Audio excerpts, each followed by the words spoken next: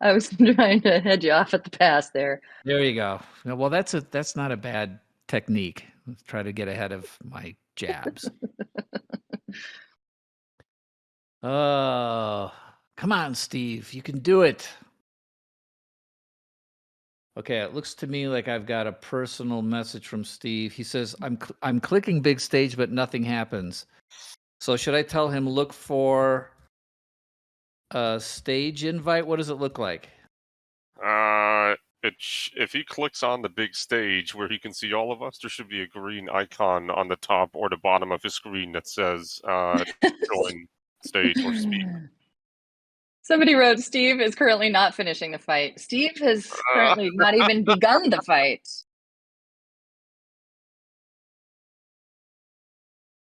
The Covenant couldn't stop him, but Discord could. Nice. That doesn't Yes, surprise. look at the top of the Discord window. I don't think one new message. Somebody's messaging me. I don't know what to do about that. Ignore that. We probably should have went over you hiding your. Yeah. Ignore anybody who messages you. Whoops. Yeah, we should get Jen. Hey, so everybody in the audience, please don't message Jen or Steve if it's just not going to work. Let's see. Mostly because I don't think I could respond. That's fine, but we should have had stupid, you, guys. Hey, somebody just called us stupid. Hi, someone. Who called you stupid? I don't see that. Somebody was like, "Hey, don't be stupid, guys." Oh, it's in stage chat. You're looking at that. Okay. Yeah. Hey, Steve, I assume you're on your laptop. On the bottom of your screen, if you click on the big stage, you should see a bunch of icons down the bottom. The one to the far left that says become a speaker, that one should be available to you. There's so much happening. There's all these things. I can't even keep track of them. They're flying by. Don't watch. Oh, somebody wants me to adopt them. Yes. No, Jen. Jen, just just click on the big stage and don't look at the stage chat. You don't need to look at stage. Okay, I would totally adopt you. Wait, where am I going? Okay, big stage. Okay, here I am. Okay. So stage, if you're on big stage, all you see is our shining faces on the icons. Yes. Everybody's their icon. That's all you need to look at. Don't look at text. Text will drive you nuts. Poor Steve. We got to get Steve up here. What is going on? I'm going to call him.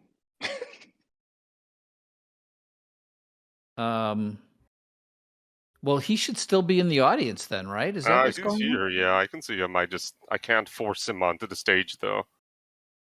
I'm calling him. All Make right, him raise his hand. Hi, nerd. What's going on? You're on speakerphone, by the way. Creep. Yeah, he's clicking big stage. Yeah. And then what was his invite to the big stage look like? Did you get in? So you've clicked on the big stage, and what comes up? Nothing comes up for you.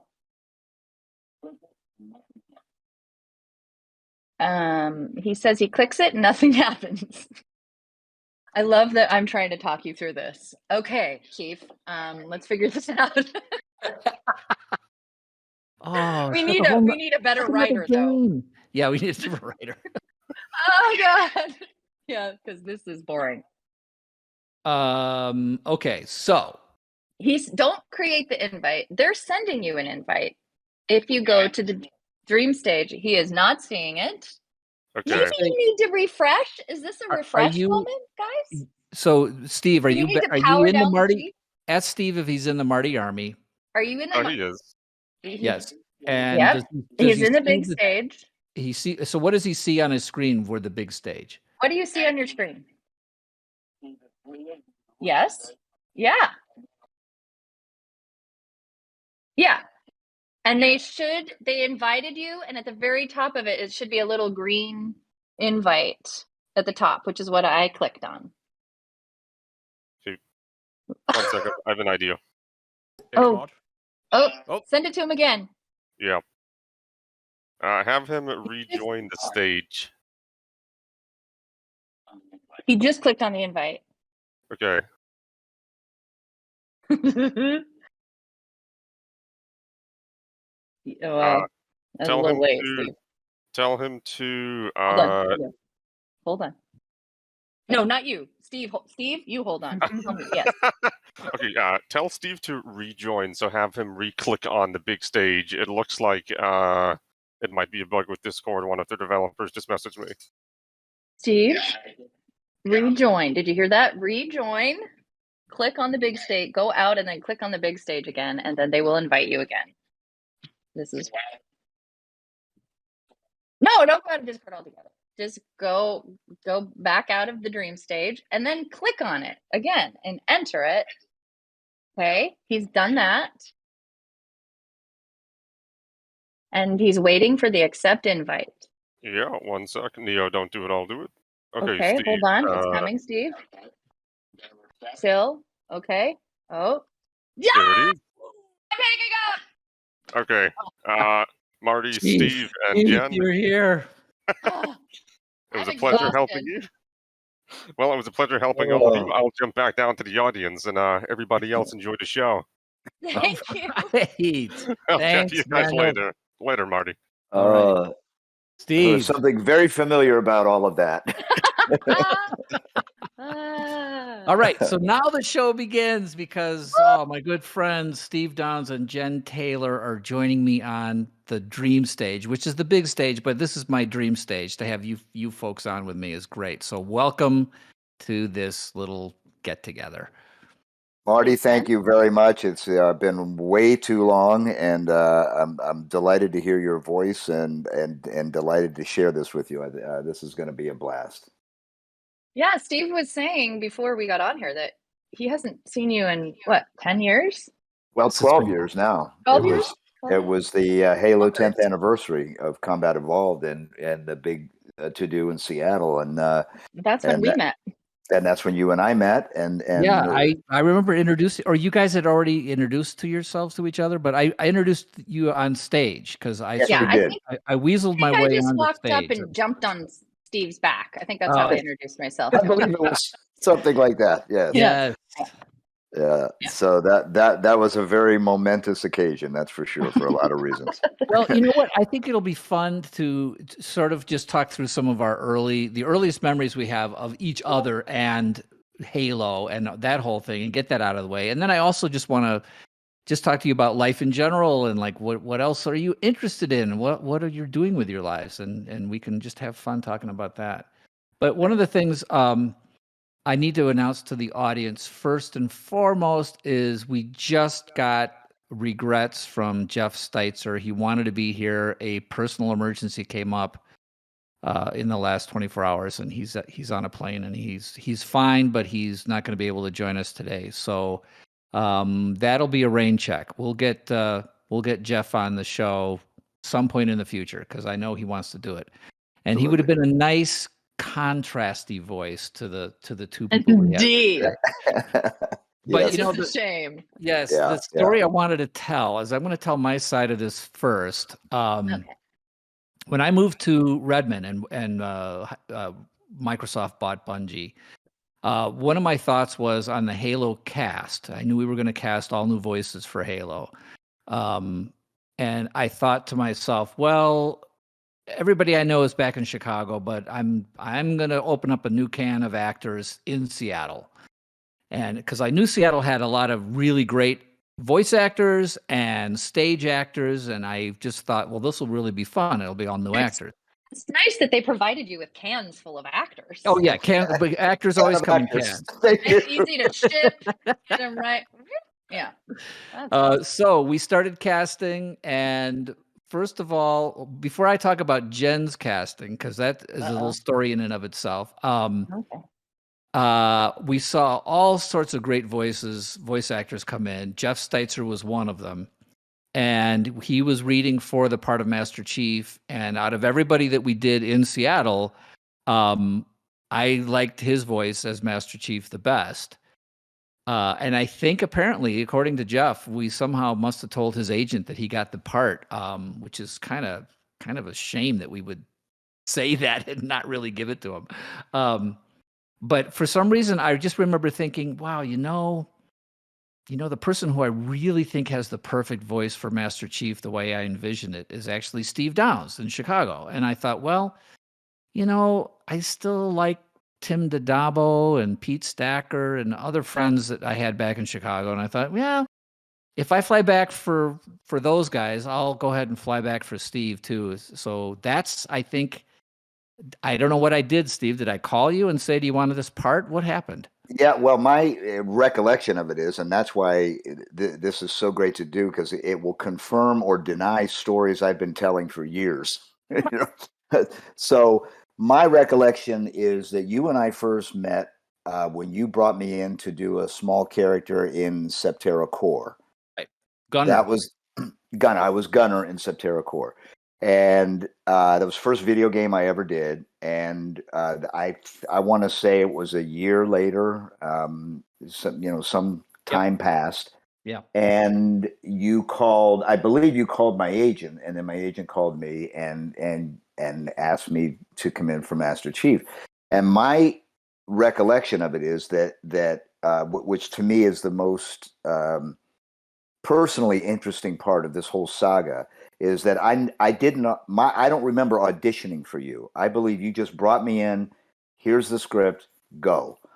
And so I often say, the biggest gig of my life, I never auditioned for, which is bizarre to say. In the world of the voice actor, you're auditioning 99 and 9/10% of the time, and you're booking in that remaining 1/10 of 1%. Exactly. So the job that turned out to be, Master Chief was one that I never auditioned for. So, and the other interesting part to me was, I believe, and you can correct me if I'm wrong, but I believe you were familiar with me from when I was working at the Loop and the Drive. Probably not the Drive, but the Loop on the air. I was a disc jockey, and my understanding was that that's how you knew that I existed. And I'm trying to remember how I first, if it was just whoever was that Voices Unlimited. Who that would have been with? Voices Unlimited. Yeah, Voices Unlimited. Yeah. I love might that you were listening to the radio and you're like, yeah, Master Chief, more fog hats. Like, what were you? Yeah. Whatever you're about to say next, Marty, that makes for a much more interesting story. I honestly can't remember hearing you on the radio. I think I just heard, and this is when I was casting for Septerra Corps, which had a huge number of actors in it. Yeah. Septerra Corps just was a huge pile of actors, and that's different than a can of actors. It's different than a can. Wow, Yeah, they come in piles in Chicago. Well, in Chicago, they came in piles. Yes, Yeah. Believe me, painful. they come in piles. Yeah. But I heard Steve's voice probably on Voices Unlimited's site, and then cast. Had you come in, and you probably did audition at some point for the Septerra Corps people. But and what's funny to me, the little side story here is that the part you played in Septerra Corps, Gunner, which you say was a small part, and compared to some of the parts, it was small. But in terms of total number of words said, it probably. That script for Septerra Corps for you was total more words than you've said in at least the 5 Halos I did with you. So, Well, Marty, I'm glad you cleared that up, but I'm sticking with my story. No, I remember now. I was driving along, and every day I would listen to you on the radio, and I'm like, oh my gosh, I got to get that guy. Who is that? All right. That's the one I'm sticking with. And I'm going to include Jen's fog hat reference too, because I think that really sweetens it. Anytime you can put fog hat in the mix, you can't go wrong. Enlivens the story. Yeah. It does. It does. Well, thank you for clearing that up. Yes. And then, so the thing was that I still wanted Jeff Steitzer. I just said, you know what? I think he'd be great, because we had him play with some different voices, and he was able to do some really kind of over the top stuff, all that stuff that he does. And, it was like, well, that's not going to be right for Master Chief. But then I was thinking, that'd be cool for the game announcer, the guy who says all the fun things for the game. Right. So I think, it turns out that his voice, the 3 people that were talking about here, Jen, Steve, and Jeff probably have the most iconic voices in the Halo series, and it's just so important that we, that those are the voices everybody knows, and it's wonderful. So, okay, now Jen, One, Yeah. go ahead, Steve. before we move on, I want to interject one thing. If I had a nickel for every time somebody asks me to do double kill, triple kill, and I'm not Jeff. I'm not that guy. Yeah, no, do it anyway. So, it all sort of comes around, I guess. Yeah. Nobody That's asks funny. me to do that. But you actually do it well. So, like, who's going to know? Not as well as Jeff. Well, that's funny because I think I'll just get this one out of the way quick. As there was someone who was asking, I saw some question that sort of asked about this, but with Jeff, every time we brought him in, especially that first time, it was just like, okay, here's the words, and it'd be like double kill, triple kill, and I say, okay, yeah, put some more. You put some more intensity into it. Double kill. And so he had like 3 or 4 levels of intensity, and like he got up to the top one. I'm like, okay, that's a little overacty. It's funny, but it's a little too much. So dial it back. So we sort of ramp him up one side, and then we dial him back one, and that's the takes we always took. But I do find every once in a while, especially if I'm not directing, sometimes Jeff ends up going into that 5th level, and I'm like, you know what? Yeah, I feel like a better dialed back 1 degree. So he goes to the 7th circle. Yeah.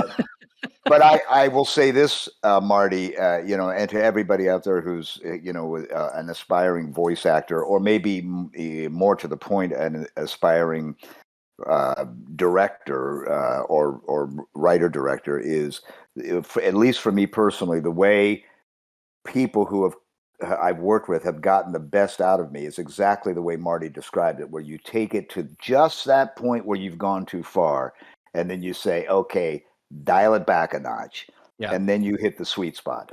Because the problem with a lot of voice actors, myself included, is they'll say, okay, do a little more, and you end up doing a little more, as in 1/10 of a degree, when really what they want is, no, take it another block or 2, and then just at that point when you go over the top, there's like, okay, bring that back a notch, and we got it, and that works. And it's funny, of course, with the Master Chief character, we knew right from the beginning, and I knew you were going to be able to just nail it, which is that, man, a few words, Clint Eastwood, a few dollars more, the whole thing. And that was the direction. Immediately. Yeah, as soon as we gave that to you, you were right there. So, your range was still very constrained. Like we really wanted that constrained thing. So like I would listen to takes of Steve after the session, and I was choosing from 5, I won't. I won't. I won't. I'm not saying, because we kept saying, no, just keep it more narrow. No, real focused. Yeah. And then you would do the perfect one. And it's it was kind of ridiculous. Like, you rarely had any lines, at least in the first couple of Halos, that were over like 4 words. No, that's right. That's like absolutely right. I still remember you looking through the script saying, am I in this? And we're like, yeah. Just be patient. Bear with me. Oh, here's my line. Cortana. But see, it's not about the number. It's about the power behind it. That's Jen, on the other hand, was chatty Kathy, Jen Taylor for Cortana. It was a great combination. I still think, and this was mostly, I think, Joe Staten's writing, but that great relationship between Cortana and Master Chief. It was just this great contrast of, AI and cybernetic super soldier and chatty Kathy and a man of few words. It was just a really fun dynamic. And I think you guys just, the chemistry between you was amazing, considering you never met. Yeah. Our buddy movie. What'd you say? A buddy movie. Our buddy movie. Yes.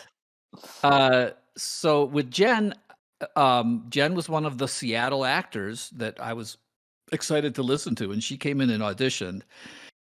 Now, my memory, Jen, is that Joe didn't give me any indication that he knew you because he That's didn't what he want said to me. Yeah. Is that what he said? Yeah, that's what he told me. Okay, yeah. So because he didn't want me to think that he wanted to pressure me to cast you. But he did know Well, you Joe and I didn't know each other very well. We had gone to the same college.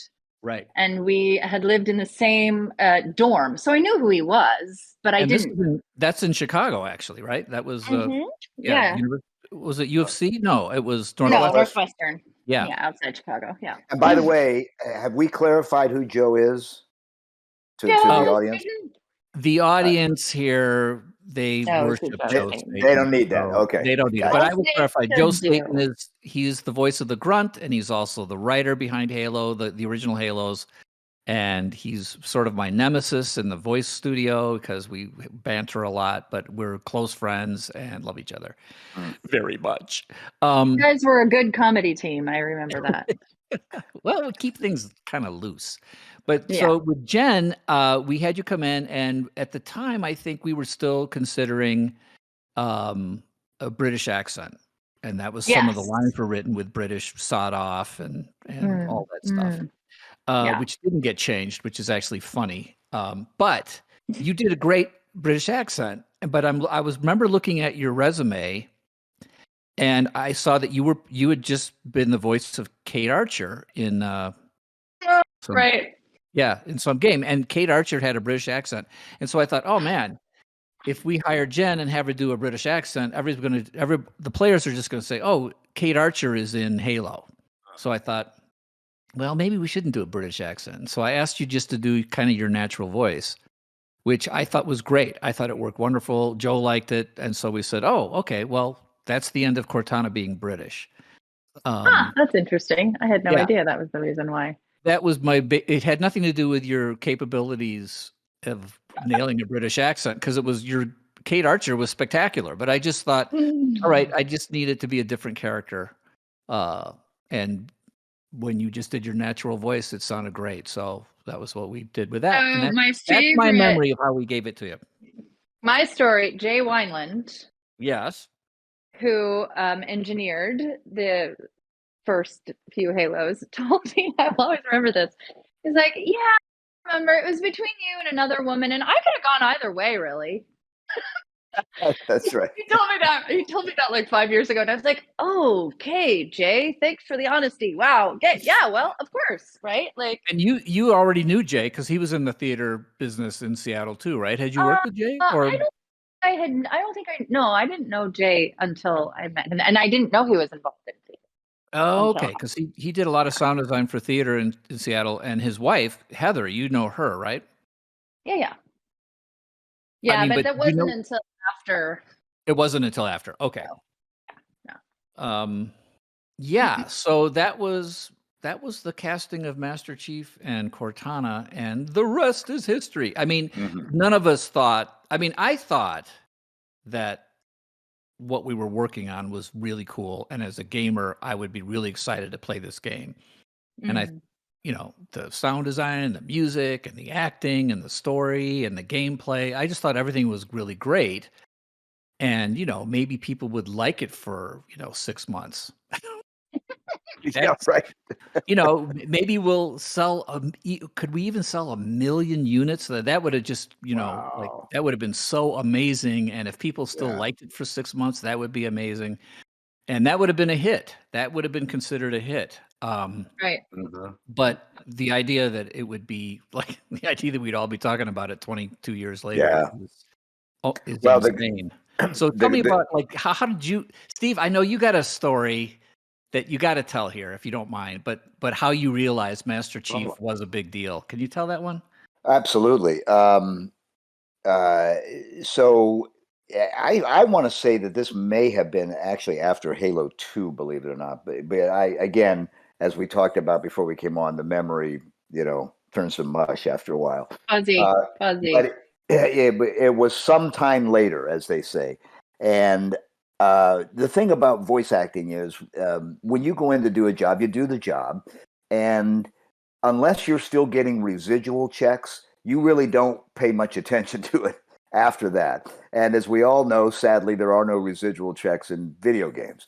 So after doing the sessions, I completely forgot about it, 100%, because I wasn't a gamer, so I was not involved in the gaming world. And then months go by, and I was down in, I think it was Palm Beach, Florida, with my girlfriend at the time, visiting her brother and his family, and we were all sitting around, and I remember her brother would tell the kids, well, Steve is he's a disc jockey back in Chicago. He's like does the morning show, he's a big deal and all this. Kids couldn't have been more unimpressed if they tried. Whatever. Yeah, exactly. I believe that was the exact. Well, he did. He does commercials. Sometimes you can hear him on a commercial on television. Yawn. No interest whatsoever. And the next day, I'm walking through the living room, and the kids are playing Halo, and I stopped and I'm like, wait a minute, I think I voiced a character in this game. Well, the kids, now I got their attention, and they immediately, what? I said, yeah. I think it was this game. I did a voice for one of the characters. Which character? I don't remember. But I think he was, kind of the main guy in the game. And they said, Master Chief. And I said, yeah, that's it, Master Chief. And within a half an hour or so, every kid in the neighborhood was bringing over a copy of Combat Evolved or their Xbox or something for me to sign. And this came out of the blue. I had no idea that was, the game was what it was. And it was, basically a life-changing experience. And that's pretty much a true story. I love that story. It's just like, of course, the time between doing a voiceover session, and of course, a voiceover session is, at most 3 hours. At most, yeah.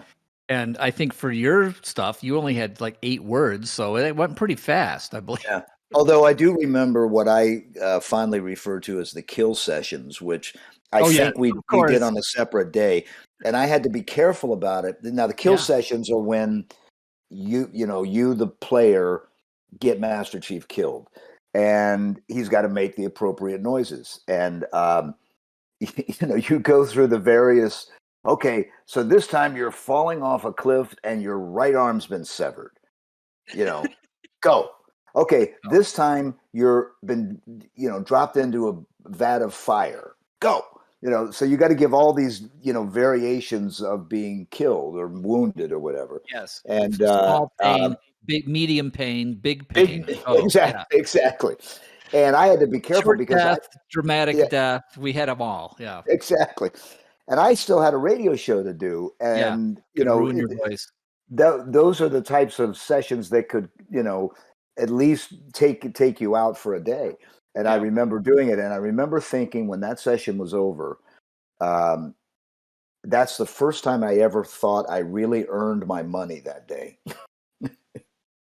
Well, you know what? And of course, the thing is that we hear all of your death screams and pain screams, especially for Halo 1, it's just your voice in multiplayer because everybody is running around as Master Chiefs, and everybody's death voice and scream pain voice and all that is just you, Steve. So you are heard in multiplayer so much. And then there was funny while we were testing, and I don't know if you can still do this, but I bet you can, because it's a famous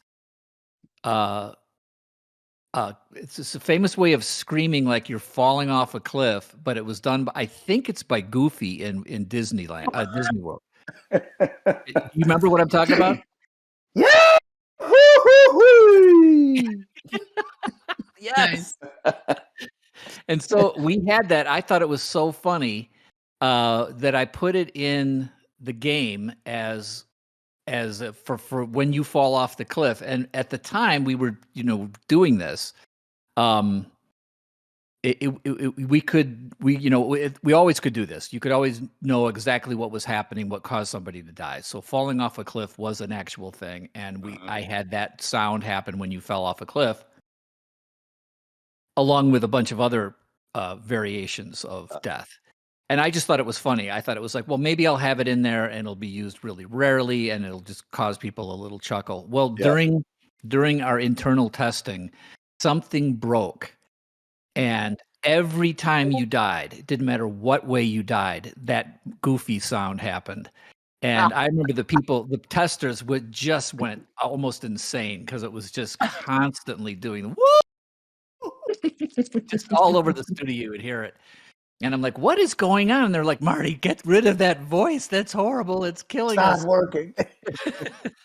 And I'm like, no, something's broken. Anyway, I don't know. Somebody in the audience probably knows. Did we ship that? Is it in the code someplace? Because there are people who have modded the code and they've broken open all of the original stuff. It might still be in there someplace. Wow. So if somebody can answer that in stage chat, and somebody else can tell me that they know what I'm talking about. Yeah, goofy. Anyway, yeah, and of course, somebody says it's still there, but it's really rare. Okay, all right, good. Yeah, I thought it was funny, and then, but I drove all the engineers and testers crazy because they had to keep testing regardless, and it was the only sound they heard. It was so funny. But that happens a lot. You do a lot totally of things. Lurking. Yes. Sack man. Sorry, I'm reading the chat. I am reading the chat. You should not be reading the chat. Don't be reading the chat. Okay. If you read the chat, you'll be distracted. Okay. So Jen, how about you? You came in, did your Cortana. You were, so much fun to work with. You were in Seattle. You ended up being friends with Jay and Joe and everybody. But when did you kind of realize that Halo was actually, and Cortana was actually kind of a thing that people actually were fans of?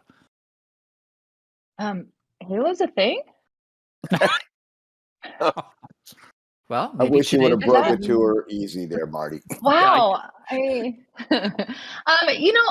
don't remember. People have asked me this before, and I really don't remember. It took a long time. I remember thinking when Halo 2, when I got the call to come do Halo 2, to record Halo 2, I remember thinking, oh, well, that's There's a nice. 2? I guess Yeah. I guess Halo must have been a success. That's cool. We're doing another one. Great.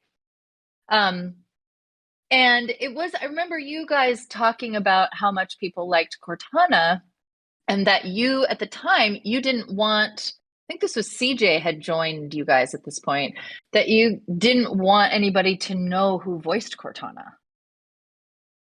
Do you remember this?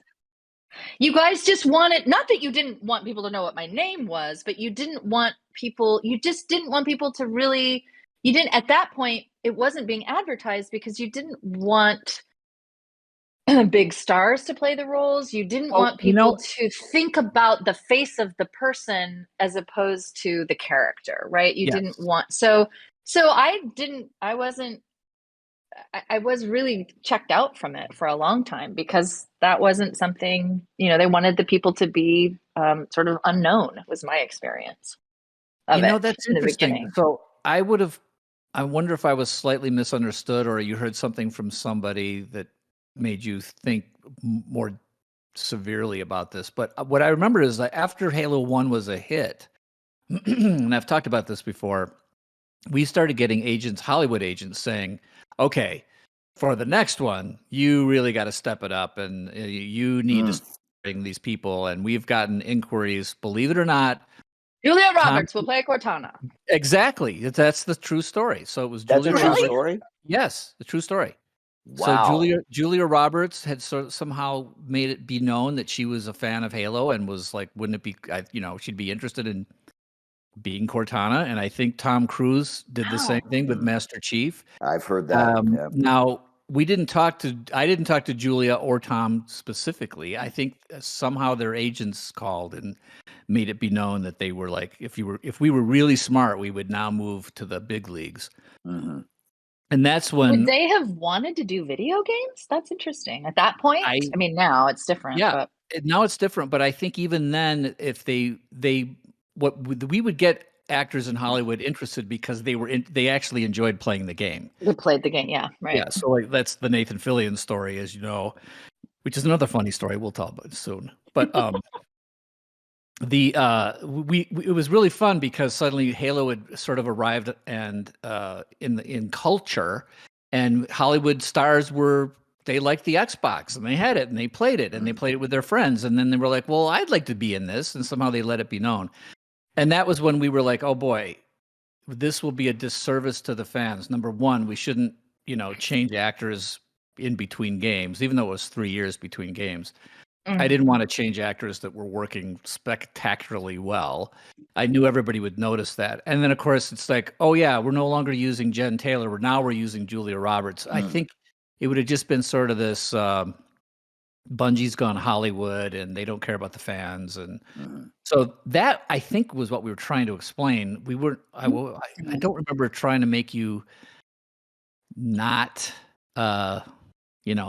I advertised the fact that you were the voice of Cortana. I don't remember that. Oh, I wouldn't have known that was a thing to advertise, frankly. I would have been like, what? So, yeah. Who's gonna care? What?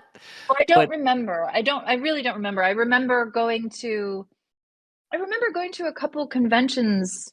I feel like for Halo 2, like going to, I'm sorry, not a full convention, but showing up at a gathering of fans and being surprised at how many people were there.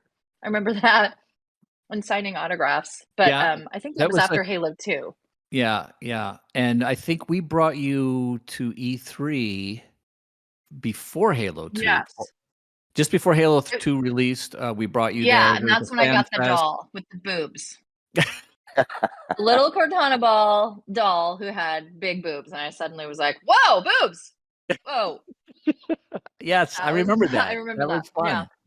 Yeah. Yeah, because Cortana in Halo 1, like we've talked about, was more demure, perhaps we would say, I guess. Well, she was Nefertiti, right? I mean, that was, I remember that. Yeah. And then Halo 2, it was a different guy who modeled. He was a boob guy. He was a total boob guy. Yes, he was. He felt like that needed to happen a little bit. So it was, we weren't in control of everything. I didn't actually kind of notice until like probably when you pointed it out, and I'm like, oh yeah, that's different. Really, Marty, you didn't notice? Come on. I've heard that before. You've heard that before.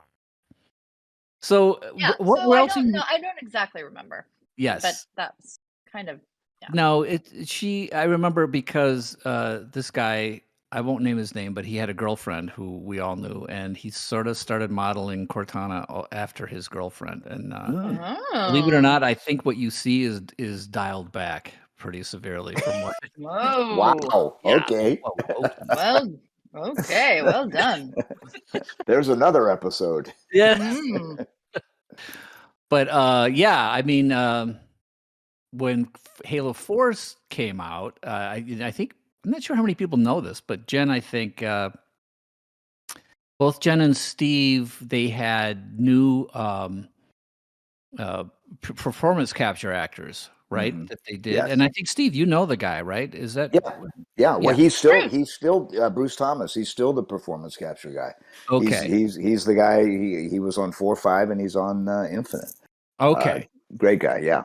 Yeah, and I think I remember hearing through the grapevine, because I was, of course, still at Bungie and we weren't working on 4, but I had heard through the grapevine from one of the original designers there that they were thinking, well, they're just going to, we're just going to sort of hit the reset button and we're doing everything performance capture and we're capturing the dialogue live. And so it's going to be a new Cortana and a new Master Chief voice.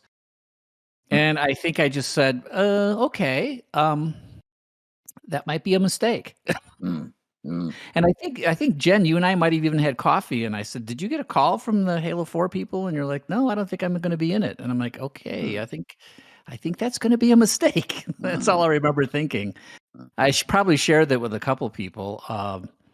I don't know when the sort of backlash happened during the production where the people at 343 realized, yeah, we better just get Steve and Jen in here to replace the voices. So do you guys remember how you got the calls on that one? Yes, yeah. go ahead. You go ahead. I got a call. They said, "Hey, we'd like to test this out and see how we've done the motion capture and we're wondering about doing some ADR over this person's performance, and we're wondering if you could. We just want to see if that can work." So that was the call that I got. So I went in and I realized partway through. I don't know how in depth I should go into this, but I realized partway through that I was auditioning. I was auditioning for Cortana, because there were about 15 to 20 people in the room, and yeah, and most of it's so interesting. Most of a few of them have stuck out in my mind who were there. Who are not, like Kiki Wolfkill is now one of my super close friends, and she was there at the time. Yeah. And that's I think when I first met Kiki. I don't remember. Anyway, there were a whole bunch of people in the room, and one of them said to me, "So you've played this character very stoically in the past. And I'm just wondering, were you directed to do that?" And I said, "Well, yeah, and she's had some tender, sensitive moments, but yeah, I mean, she's in battle most of the time, right?" Mm-hmm. And I realized, and he said, "Well, there's a lot more emotional things that happen in this game." And I had this dawning of like, oh, you need me to cry. You want me to cry. Did I lose you guys? Are you there? No. There? I'm just laughing. Oh, I'm okay. laughing to myself. It's like totally silent. No. You just need me to cry, friend. That's not a problem. Here we go. I don't think they realized what they were in for at that point. Sure. So yeah, that's one of the main things I remember. I also remember somebody coming out to meet me in the lobby and saying, "I'm so glad you're here. Just know that half of the people in the room really want you there." Another backhanded compliment. That was right before I walked into the room to basically audition for these people. And I was just like, Wow. wait, what? I thought I was just coming in to do ADR. What's happening? So that was an interesting introduction, right? That was my introduction there. Okay. Wow. Yeah. That's fascinating. Well, it's. But I do remember you, Marty. I have a memory of you saying to me, "You're not doing it?" And I said, "No." And you said, "I give them 6 months." That's what I remember you saying. Oh, wow. Yeah. Yeah, I mean, it just was like, it couldn't have been more obvious to me that like that would have been stepping on the third rail for Halo fans if they, "Oh, you're going to love this show. You're going to love this new game. We've replaced Cortana and Master Chief." I mean, it just was like, no, that is instant death. I knew that. But yeah, I'm glad it worked out. How about you, Steve? Because you came in relatively late, right? Very. And in all honesty, it's exactly Jen's story, almost exactly, except that they didn't go into. I didn't know that they were trying, the ADR part. I just remember saying it was a technical thing that they wanted to check out, that they were trying some new equipment, I believe was what was said. So when I come in and read these lines, I mean, there was and so going into the session, there was an assumption, oh, we're doing another Halo game. Great. Oh, it's fantastic. Yeah, and again, just like Jen, halfway through the session, I realized I was auditioning, and in all honesty, I get it. Yeah, me too. I totally understood that. I was like, you guys don't know us, And first of all, we're working with almost an entirely new crew.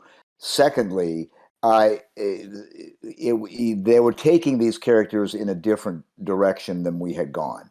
And in my case, I mean, it was like, is this guy up to do this? Can he?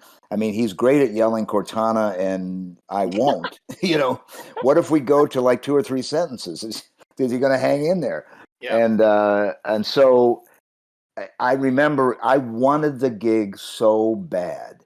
I remember having this internal conversation mid-session with myself, saying, give it everything you've got, hold nothing back, and leave it all. Don't walk away from this session, as I've done in other sessions and other things, where we always in the voice actor world, we talking about having your elevator conversation as you're leaving the studio and going down the elevator. All of a sudden you think of the perfect way you could have delivered that line that would have got you the gig.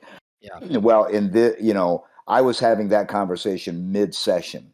Yeah. And I thought that you have nothing to lose. Give it everything you got. Take it as far as you can go, and it'll either work or it won't. And fortunately, it worked. But it was a unique moment where you just have to, you just have to. I had to believe in myself. I just had to believe you're this guy, and you've done it for 3.5 games, and you want to keep doing it, so give it everything you got. And thank God it worked. And really, thank God for the fans, whoever it was, that at the process, and I'm not privy to where it happened or how it happened, but my feeling was that somehow fans were involved. And fans, whether they were doing beta testing or, and Marty, you would know how this works because I don't. Yeah. But I assume that at some point, they test out this thing and say, is this working? And that the feedback was, yeah, no, the game's great, but who's that guy and who's that girl? Because that's not who we know. That's not Cortana, and that's not Master Chief. So I always feel, to this day, indebted primarily to the fans of the game who wanted it the way they wanted it. Well, I learned my lesson between Halo 2 and 3 that even though there was 3 years in between, and I thought, well, nobody's going to remember certain voices, and it's like, there